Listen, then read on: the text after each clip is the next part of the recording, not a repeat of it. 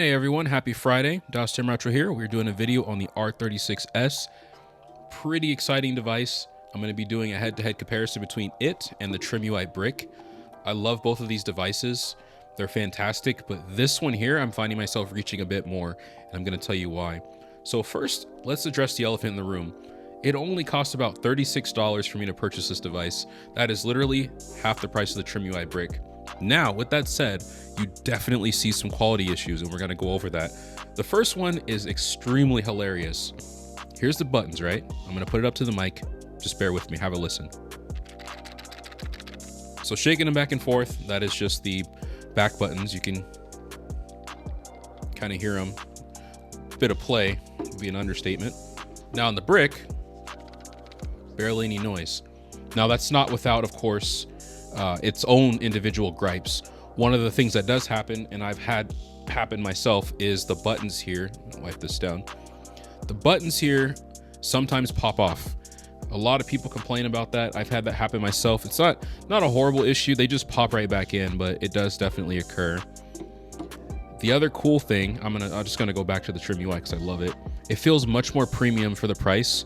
The D-pad is amazing. I mean, there's no way to show you how it feels on the video, obviously, but it's an amazing feeling D-pad. The buttons are amazing. Everything just feels so premium, especially the metal backplate here, which also doubles as a heatsink. And then you have the mood light. It's just a great handheld. This one is also a great handle, but it is super, super, super barbaric. As you guys had to listen to how the buttons sound when you shake it back and forth, one of the other things is that D-pad has such tight tolerances that for my particular unit, the right button here, it has trouble engaging. You have to press it a lot harder than others. Now, that is a common issue that, of course, I've heard on Reddit. And the fix was to, of course, disassemble the device and just loosen a fastener on the back there. That way it creates a little bit more play for the button, which I'll end up doing. Again, I can't complain for $36 because that's what you get. Also, I'm gonna go on a whim, and I'm probably gonna upset a few people here. But at this current point in time, it is of my humble opinion that ArcOS is superior to the OS that comes with the TrimUI. That is just my personal opinion. I know there's cross-mix out there. I know MinUI is out there. But right now, cross-mix does not have an official release for the TrimUI brick. So if we're just talking about ease of use and we're poking at straws here, ArcOS on this device is extremely user-friendly, and flashing it was also equally as user-friendly. So also Portmaster works a lot better right out of the gate on this. It's been a headache getting it to try to work on the stock OS, which you can do. Some people say you can't. Yes, you can get games to run on the stock OS. It's just extremely hard to get the launcher to find it. So it's very much hit and miss. Okay, so now we're gonna go back to the R36S, and I'm going to talk about some of the features. So we'll go over those. Alrighty, so hopefully you can all see that. You've got your D-pad here. You have a start, select, and function button. You can use the function button with the X button to exit out of most applications, and you can also use L3 and R3 at the same time to exit out of applications. Anyway, you have your standard AVXY pattern, well, your standard Nintendo AVXY pattern. You have a mono speaker here in the middle. You've got your secondary micro SD card slot for additional games. You have a power button, a reset button, L1, L2, R1, R2 on the back. Moving over, we have a volume rocker here. Seems like okay quality, not too bad. And then you have the main operating system micro SD card, which of course, yes, you can store ROMs on. I know that's going to be a question. You have the analog sticks. I already went over L3 and R3. You have a 3.5mm headphone jack there at the bottom. You have two USB Type-C ports. They are not technically interchangeable function-wise. The one on the right is an OTG port, and that's one you can use for your Wi-Fi dongle because this unit doesn't come with Wi-Fi or Bluetooth. And then you have a DC port directly for charging, and this is yet another hilarious quirk we run into. At the bottom here, you see these little grills where you think speakers would be there, but for some reason the designers decided that there didn't need to be anything there, so there's just two holes there that dirt can get into. And then you have a removable battery. I am super happy to see that. You could take the battery out. That's the little piece that it comes with. Snaps right in. It's not like glued in there or anything, so you can take it out. And I'm gonna boot it up, and then we're gonna go over the operating system, and I'll show you guys some of the games that it comes with. Alrighty, awesome folks, we are booted up into the Arc OS. I forgot to mention there is an LED there. You can change colors. The funny part is in the operating system, it says red, but when you change it to red, it just turns green. So never mind color accuracy, right? Anyway, so these are some of the systems. I'm just going to scroll through and show you guys.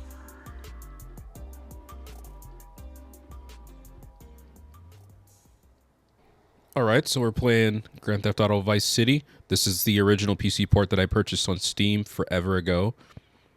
And so the frame rate's pretty good. I have the sound off because there are some licensed tracks on here that we can't use. So, okay, there we go. Banshee. A little bit of Murica. Corvette here. So, yeah, frame rate's pretty good. I'd say it's definitely playable. A few little hiccups from then on, but not anything too bad.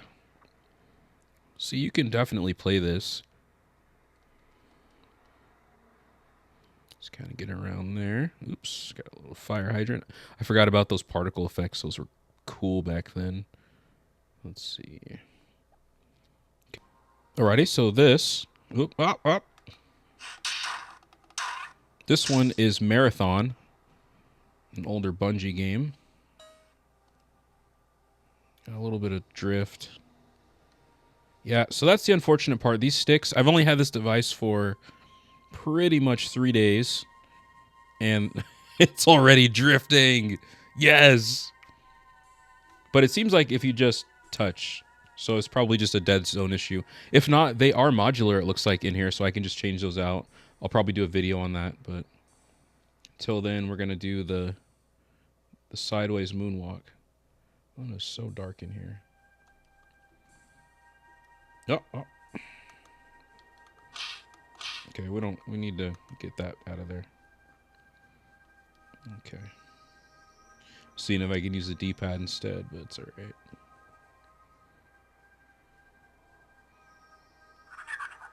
What the heck was that? Full disclosure, I don't know how to duck. I don't know if I'm supposed to.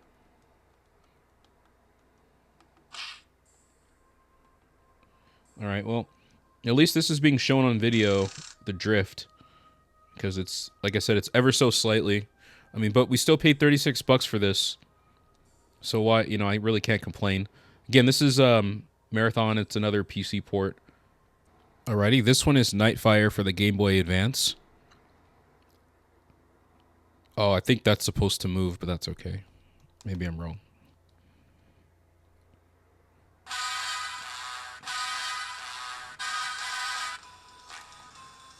Alright. Why don't we just load the game? There we go.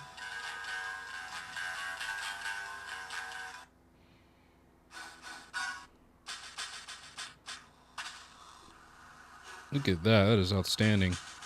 Can use the D-pad, but I'll show you guys what I'm... Oop.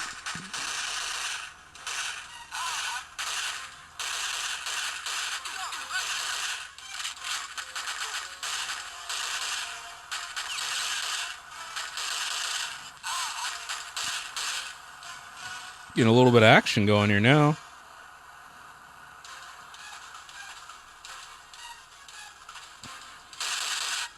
Oh, that's funny. So it just decided that it didn't need to work. The X button. I guess it didn't want to work. So okay, so this is what I'm talking about with the D-pad. If let's see. So if I lightly press, I can get it to engage. I'm getting no response there. If I press harder, then it moves.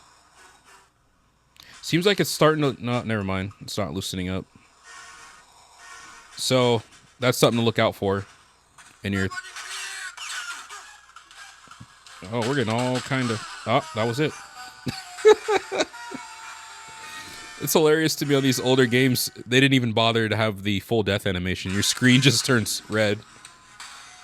And to show you guys the exiting, so you just tap or hold function, press X, and you can actually get out of there. There's also a screen here for shaders, but this device isn't powerful enough for that, so we're not going to tax it any more than it needs to be.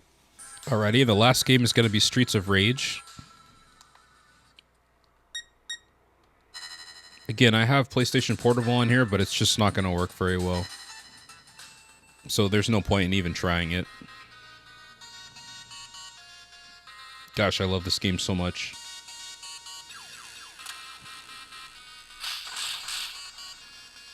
Oh.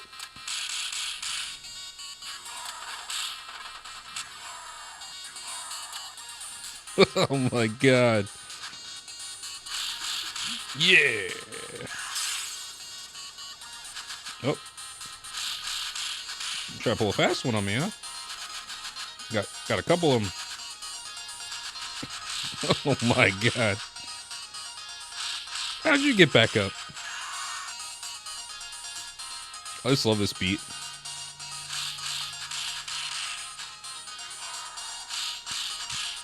Get out of here. Oh. Couple one more to take care of there. And you. Ah, let's get that going.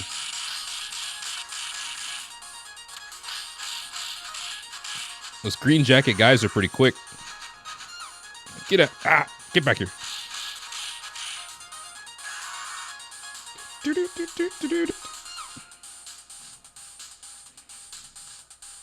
Sorry, I'm doing the Mayweather right now. Ooh, you see that? That double kick? How did that not connect?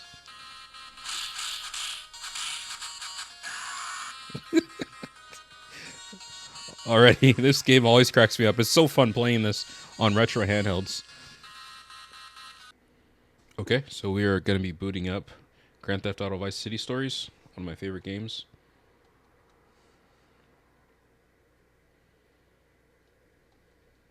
So it loads fine.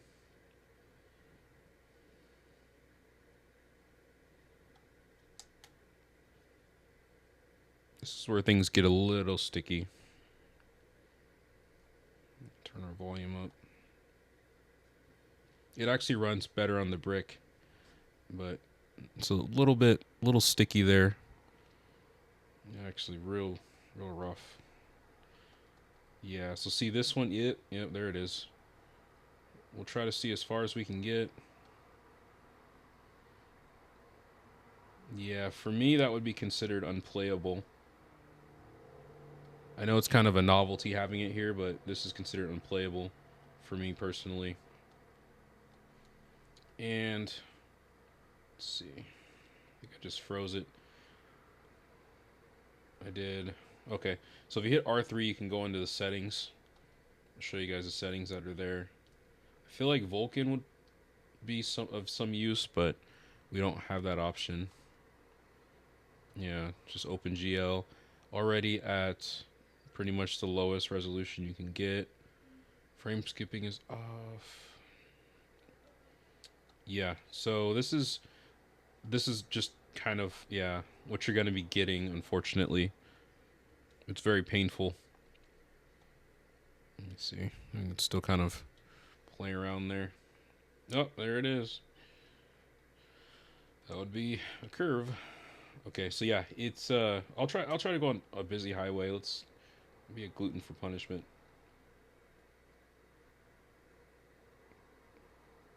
Speeds up a little bit. It's just kind of weird. Some people would be totally okay playing this. I personally can't. Yeah, okay. Sorry, that was my scent refresher. Sorry for the jump scare. Okay, yeah, we're just gonna back out of this. If you want to back out of the games, you can either do L3 and R3 at the same time on some emulators, or hold the function and the X button, and we'll press it. Yeah, so it's not even gonna let me do that. All right. And in today's conclusion, the R36S is a fantastic handheld. Not only is it priced beyond competitively for what you get, I think it would be a nice little addition to your handheld collection if you do have one. I mean, again, what can you buy for $36 these days, especially with inflation? I mean, heck, that'll probably get you a Big Mac meal now from McDonald's, or a couple McDoubles, if you will.